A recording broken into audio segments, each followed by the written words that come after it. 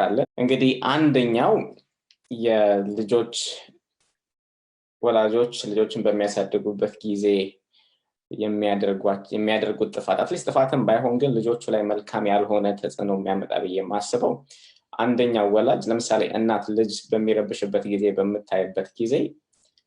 ምንም ነገር ማድረግ እንደማትችል አስባ ቆይ አባቴ ይምጣ አባቴ እስኪመጣ ጠብቅ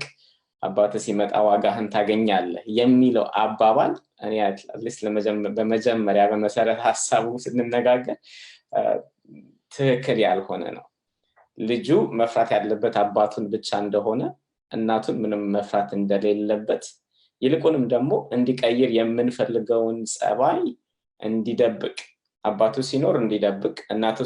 ስትኖር እንዲያሳይ የሚያግዝ ነው እንጂ የምንፈልገውን የጸባይ ለውጥ የሚያመጣ አይደለም ስለዚህ በተደጋጋሚ ምንለውም ከሆነ ቆይ አባትህን ጠብቅ ቆይ ወንድምህን ጠብቅ ቆይ አጎትህን ጠብቅ ቆይ እናትህ ትምጣ ምንል ከሆነ ለልጁ የጸባይ ለውጥ ያግዝነው እንዳልሆነ እንድንረዳው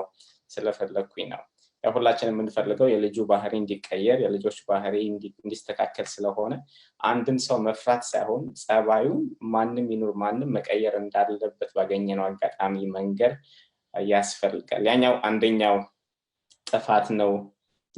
ብዬ አስባለሁ